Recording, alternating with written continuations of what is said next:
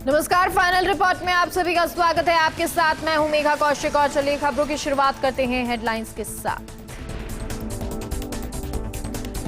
राजस्थान विधानसभा में पीठासीन अधिकारियों के सम्मेलन। उपराष्ट्रपति धनखड़ ने कहा, संविधान की मूल भावना का मिलकर करना चाहिए सम्मान। सीएम गहलोत, ओम बिरला और सीपी जोशी ने भी किया संबोधित। मोदी कैबिनेट ने किए कई अहम फैसले। भीम यूपीआई से ट्रांजैक्शन पर मिलेगा incentive. 3 multi level cooperative society के गठन का भी किया निर्णय। पीएम मुफ्त अनाज योजना का बदला नाम। दिल्ली में महंगा हुआ ऑटो टैक्सी का सफर। दिल्ली सरकार ने जारी किया किराया बढ़ाने का नोटिफिकेशन। सीएनजी के लगातार बढ़ते दामों को देखते हुए फैसला लिया। एफसीआई के 50 सेंटर्स पर सीबीआई की छापेमारी। दिल्ली, पंजाब और हरियाणा के 74 लोगों के खिलाफ केस दर्ज। बिना हिसाब के मिले 60 लाख।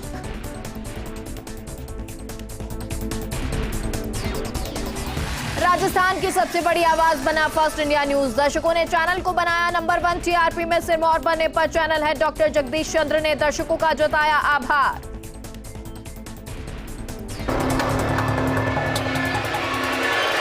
संक्रांति के पास आते ही इन दिनों पतंगबाजी जोरों पर है। ऐसे में मेट्रो प्रबंधन ने शहर के लोगों से अपील की है। कहा है कि मेट्रो क्षेत्र में पतंगबाजी ना करें। ऐसा करना पतंगबाजी करने वालों के लिए जानलेवा साबित हो सकता है। शहर में मेट्रो के मानसरोवर से बड़ी चौपड़ तक मार्ग तक ऐसा एरिया है जहां पतंगबाजी 25,000 वोल्ट का झटका दे सकती है। ऐसे में पतंगबाजी के दौरान थोड़ा सावधान रहें। दरअसल जयपुर मेट्रो रूट पर बिजली के तार 30 मीटर ऊंचाई तक है। इसकी बिजली के तारों में 24 घंटे करंट चालू रहता है। पतंग और मांझी मेट्रो की बिजली लाइन में उलझ जाने से मेट्रो का संचालन रुक जाता है। पिछले साल 3 दिन में 5,000 से ज्यादा पतंगें मेट्रो की लाइनों में अटक गई थी।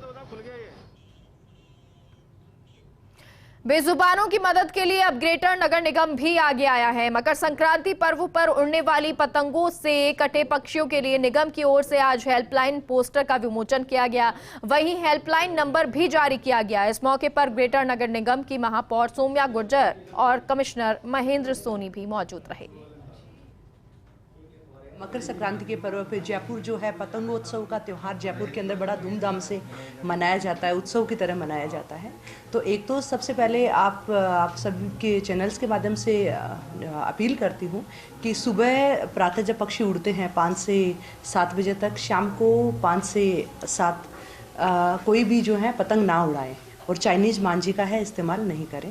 देखिए, आने वाले करीब 4 दिन यानी 15 तारीख की शाम तक महत्वपूर्ण है, क्योंकि पक्षियों के जीवन को कई बार खतरा होता है। पिछले वर्षों में भी देखा गया है, मांझे में ये पक्षी उलझ जाते हैं और बेजुबान पक्षी जो है वो घायल पड़े रहते हैं। तो ये एक हेल्पलाइन नंबर दिया है। इससे जो हमारा कॉल सेंटर का ये नंबर है, कॉल सेंटर जो है फिर इससे जुड़े हुए एनजीओज़ के नंबर से हम आदेश जारी करेंगे और हमारे कॉल सेंटर वालों को भी शाम में ब्रीफिंग करेंगे, तो वो फिर एनजीओ को सर्वप्रथम ये सूचना देंगे। न्याय और अधिकारिता मंत्री टीकाराम जूली ने एक नवाचार करते हुए अब आमजन से ऑनलाइन संवाद करने की शुरुआत की है। अपने विभाग की योजना को लेकर शुरू की गई ऑनलाइन जन सुनवाई की शुरुआत आज मंत्री टीकाराम जूली ने अंबेडकर भवन के सभा कक्ष से की। इस दौरान मंत्री टीकाराम जूली से खास बातचीत की सहयोगी जियाउद्दीन खान ने। राजस्थान में अब नवाचार देखने को मिल रहा है। मंत्री हो या जनप्रतिनिधि हो, ऑफलाइन नहीं अब ऑनलाइन जनसुनवाई कर रहे हैं ताकि चुनावी वर्ष में ज़्यादा से ज़्यादा लोगों से जुड़ा जा सके, उनकी समस्याओं को दूर किया जा सके। और इस नवाचार की पहल की है मंत्री टीकाराम जूली ने, वो हमारे साथ मौजूद हैं। एक नवाचार है, क्या मैसेज है और किस तरह की जनसुनवाई? देखिए, मैं ये कहना चाहूँगा कि मैं लगातार जनसुनवाई करता रहा हूँ। रेगुलर मेरी जनसुनवाई होती है, आप पूरा रिकॉर्ड उठा के देखेंगे।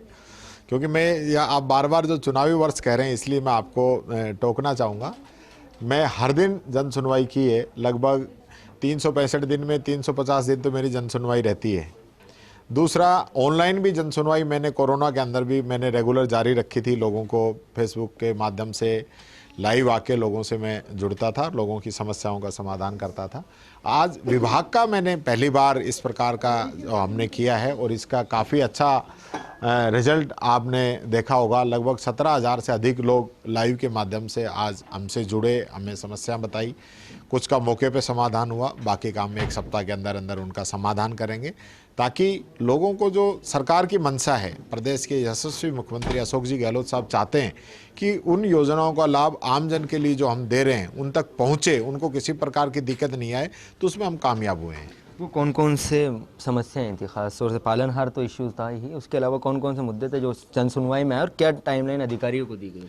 देखिए, पालनहार के अलावा भी जैसे छात्रवृत्ति के प्रकरण हैं, पेंशन के प्रकरण हैं। अब कई बार छोटी सी दिक्कत हो जाती है, अकाउंट के अंदर आपने डेट ऑफ बर्थ का कहीं दिक्कत आ गई, कहीं स्पेलिंग की दिक्कत आ गई, कहीं आपने जो नंबर है वो कहीं 1 नंबर आगे पीछे हो गया, इस वजह से लोग काफ़ी दिक्कतें आ जाती है। लेकिन हमने आज हाथ के हाथ इन सभी लोगों का समाधान किया है। अन्य जो आई हैं उनका 1 सप्ताह के अंदर भी करेंगे। हमारे विभाग के अलावा भी कई समस्याएं आई हैं जो मैंने यहाँ पे सुनी है, और उनका संबंधित विभाग के जो हमारे माननीय मंत्रीगण हैं उनसे बात करके उनका भी जल्दी समाधान हम कराएंगे। पेंशन दी जा रही है, लगातार दी जा रही है, लेकिन अब मांग हो रही है कि इस पेंशन को बढ़ाया जाए। क्या ऐसा प्रस्ताव विभाग की ओर से सीएम साहब को भेजा बजट की नहीं? देखिए, मैं सबसे पहले तो ये कहना चाहूँगा कि पेंशन की शुरुआत किस प्रकार से राजस्थान के अंदर हुई। पहले बहुत कम पेंशन मिलती थी और भारत सरकार के द्वारा ये पेंशन दी जाती थी और पूरी पेंशन भारत सरकार देती थी। लेकिन धीरे धीरे इसके अंदर राज्य सरकार ने अपना रेशो बढ़ाया और अशोक गहलोत जी ने पिछली बार इसको, जब वो मुख्यमंत्री थे, मैं स्वयं विधायक था उस समय, उन्होंने 500 रुपये से पेंशन की शुरुआत की और इतनी पॉपुलर स्कीम हुई कि इससे लोग जुड़े।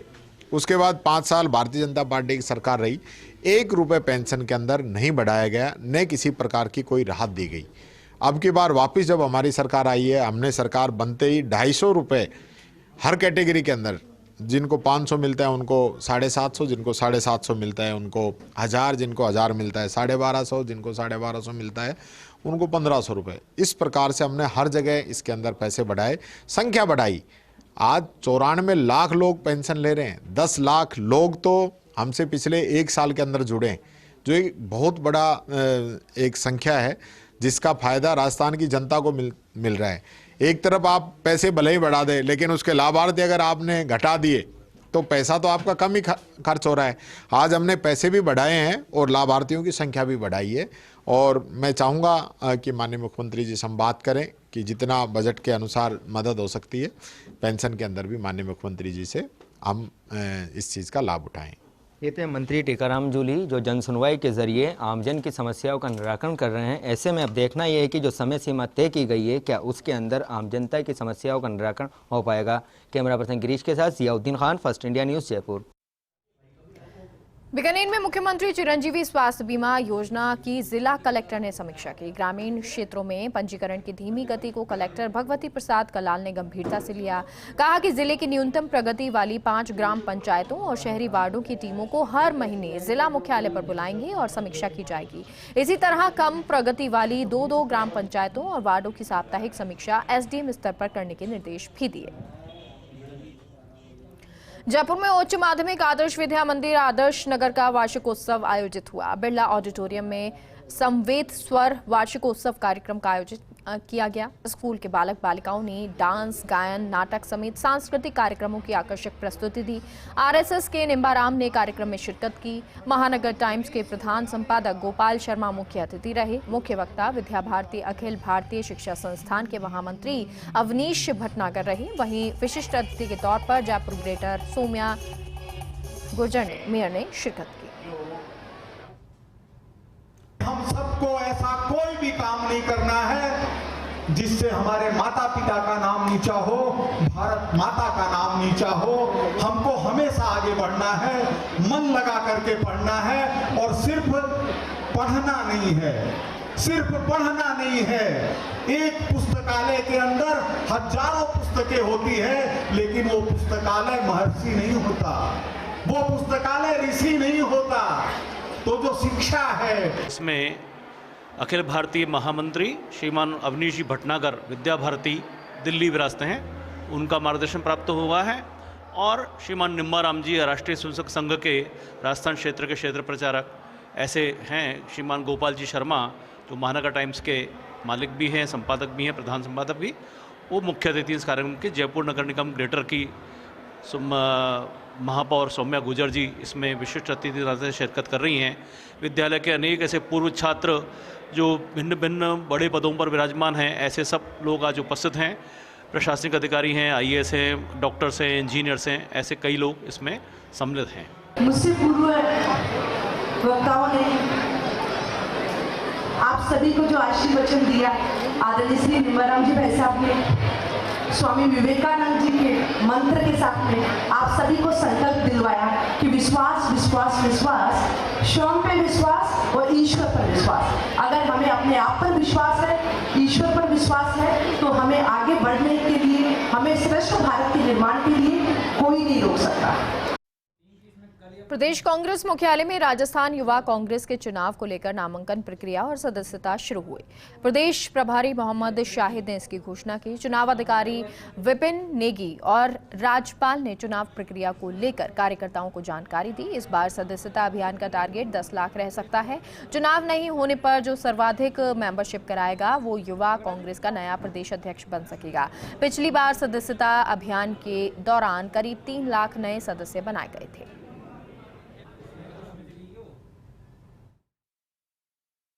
आदरणीय राहुल गांधी जी की सोच पर भारतीय युवा कांग्रेस के चुनाव होते आ रहे हैं। समय के हिसाब से उसमें बहुत सारे बदलाव निरंतर किए जाते हैं। उसी के एक नए बदलाव के साथ इस वक्त भारतीय युवा कांग्रेस आज राजस्थान में चुनाव कराने जा रही है, जिसको लेकर इलेक्शन कमीशन, हमारे राज्यपाल बिष्ट जी, PRO विपिन नेगी जी के निर्देशों पर और इंस्ट्रक्शन पे पूरी चुनाव प्रक्रिया होगी। इससे संबंधित आज इस मेंबरशिप लॉन्च का आयोजन किया गया। पर्यटकों के लिए इस महीने में पर्यटन विभाग जयपुर में काइट फेस्टिवल, बीकानेर में कैमल फेस्टिवल और नागौर में नागौर पशु मेला आयोजित किया जाएगा। इनमें पर्यटकों को जयपुर, बीकानेर, नागौर की कला संस्कृति, परंपरागत परिधान और पारंपरिक खान पान और हस्तशिल्प को नजदीक से देखने का मौका मिलेगा। जयपुर के जल महल पर पतंग उत्सव का आयोजन होगा, जिसमें जयपुर का आसमान रंग बिरंगी पतंगों से गुलजार रहेगा। काइट फेस्टिवल पर सैलानी पकौड़ी, तिल के लड्डू और फीनी का स्वाद के साथ ही में काइट फेस्टिवल का आनंद लेंगे। वहीं बीकानेर में 13 से 15 जनवरी तक कैमल फेस्टिवल का आयोजन होगा।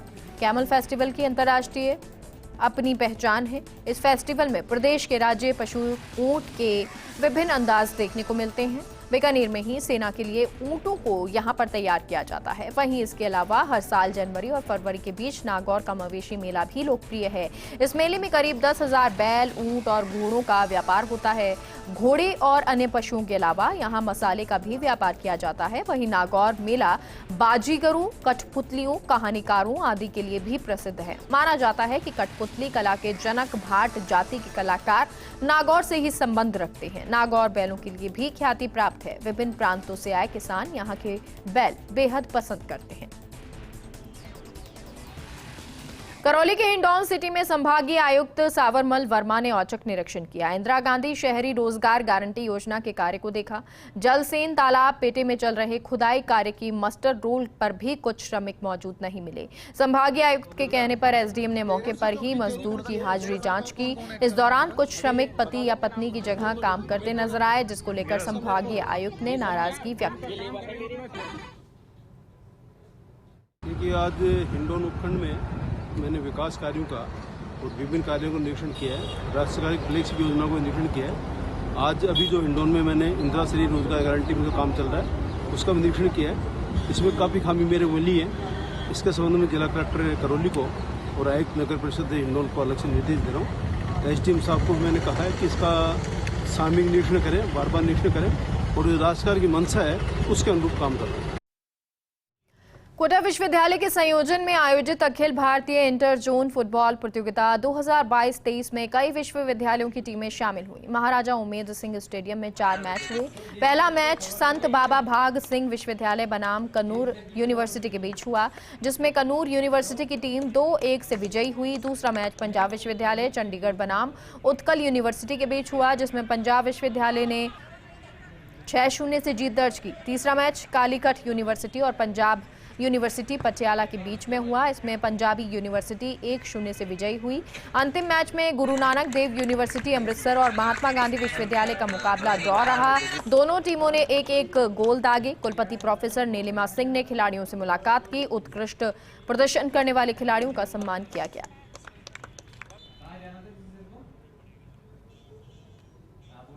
बिजली संकट पर सियासत गर्मा गई है। दो राजपूत क्षत्रप आमने सामने हो गए हैं। मंत्री प्रताप सिंह खाचरियावास ने कहा कि बिजली का संकट हर सरकार में आता है। जितनी बिजली किसान को चाहिए उतनी मिल रही है। राजस्थान के हर उपभोक्ता तक बिजली पहुंच रही है। उपनेता प्रतिपक्ष राजेंद्र राठौड़ ने सरकार पर हमला बोला। कहा कि चांदी कूट अभियान चल रहा है, महंगी बिजली खरीदी जा रही है।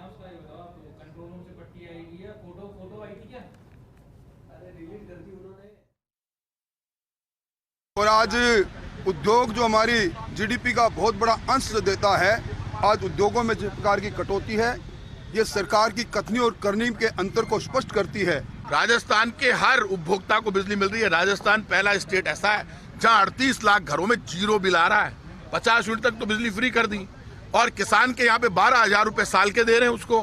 किसान के आप खुद जानते हो कि 18,000 करोड़ के कर्जे माफ हुए हैं 22 लाख किसानों के। तो अलवर में भारत जोड़ो यात्रा को सफल बनाने के लिए पूर्व केंद्रीय मंत्री जितेंद्र सिंह ने अनुशंसा पत्र भेजे हैं, जिनका वितरण बुधवार को जिला अध्यक्ष योगेश मिश्रा ने मौजपुर हाउस में किया, जहां उन्होंने पार्टी के जनप्रतिनिधियों, पंचायती राज स्वायत्त संस्था और विधायकों को अनुशंसा पत्र दिए। जिला अध्यक्ष योगेश मिश्रा ने बताया कि कार्यकर्ताओं ने दिन रात मेहनत कर यात्रा को सफल बनाया था।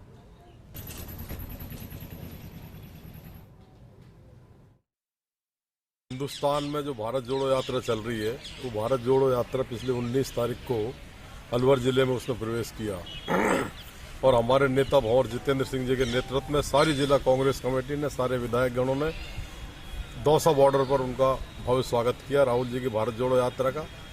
फिर उस दिन मालेखेड़ा में ऐतिहासिक रैली हुई, सफल हुई। वो हिंदुस्तान की सबसे बड़ी रैली थी। दूसरे दिन सुबह 20 तारीख को कटी घाटी से जो पैदल मार्च था, उसमें भी ऐतिहासिक लोग जुटे। इससे पहले अलवर शहर में और अलवर जिले में इतनी भीड़ मैंने नहीं देखी। उसी से सफल भारत जोड़ो यात्रा के प्रभाव में आकर के हमारे नेता भंवर जितेंद्र सिंह जी ने, जो भी हमारे कांग्रेस पार्टी के जिले कार्यकर्ता हैं, पदाधिकारी हैं, हमारे जनप्रतिनिधि हैं, सबको अनुशंसा पत्र दिया है। वही आपने जो भारत जोड़ो यात्रा में सफल करने में अहम भूमिका निभाई, उसके लिए आपको मैं बधाई देता हूं और एक तरीके से शुभकामना संदेश दिया है। एक छोटे से ब्रेक के लिए रुकते हैं, कहीं मत जाइए, जल्द लौटते हैं। ब्रेक के बाद एक बार फिर से आप सभी का स्वागत है। हनुमानगढ़ की पीलीबंगा पुलिस ने ब्लाइंड मर्डर का खुलासा किया है। मृतक की पत्नी, उसके प्रेमी और प्रेमी के दोस्त को गिरफ्तार किया गया। पीलीबंगा थाना अधिकारी विजय मीणा ने ये जानकारी दी। बताया कि 8 जनवरी को सड़क पर राजू ओट का शव मिला था। अवैध संबंध को लेकर मृतक की पत्नी आशा ने अपने प्रेमी और उसके दोस्त के साथ मिलकर हत्या कर दी। पति की हत्या कर शव को सड़क पर फेंक दिया था। पूरी तहकीकात करके इसमें संलिप्त मृतक की पत्नी और उसके प्रेमी और एक हायर किए व्यक्ति, 3 व्यक्तियों को हमने आज दस्तयाब करके बाद पूछताछ गिरफ्तार किया गया है।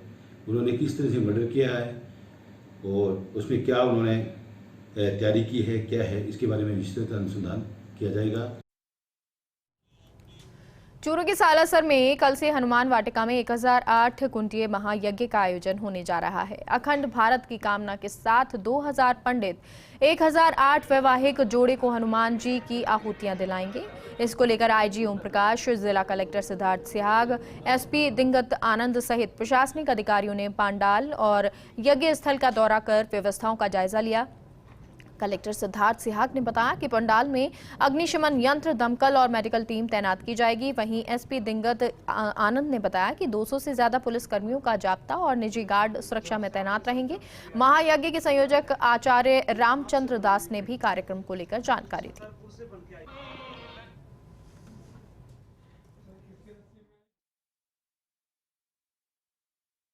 एक नया इतिहास रचने को जा रहा है। सालासर की धरती पर 1008 कुंडीय महायज्ञ होने जा रहा है, जिस पर करोड़ों जप हनुमान जी महाराज के होंगे। हमारे साथ रामभद्राचार्य जी महाराज के उत्तराधिकारी व इस पूरे बड़े कार्यक्रम के संयोजक आचार्य रामचंद्र दास जी महाराज है, इनसे बात करेंगे। सर, बहुत बड़ा आयोजन हो रहा है क्योंकि बहुत बड़ा इवेंट है, मैनेजमेंट का बड़ा इशू रहता है, किस तरीके की व्यवस्थाएं आपने, लाखों लोग आएंगे, किस तरीके की व्यवस्थाएं की? देखिए, सबसे पहली बात तो इतना बड़ा आयोजन है, मनुष्य के बस की ये सब व्यवस्थाएं नहीं है, बालाजी का आयोजन है, तो स्वयं उनकी वानर सेना ही पूरे आयोजन को संभाल रही है।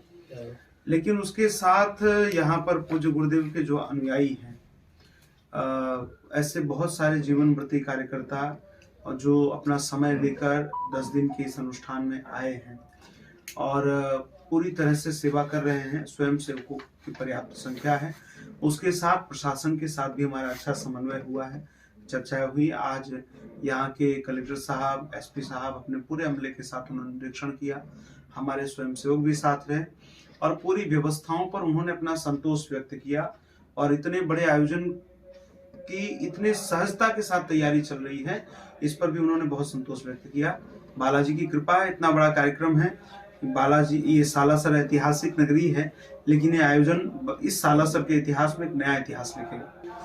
सालासर का यह आयोजन अपने आप में राजस्थान ही नहीं, भारत के लिए बड़ी सौभाग्य की बात रखता है कि 1008 कुंडीय महायज्ञ सालासर बालाजी की नगरी में हो रहा है।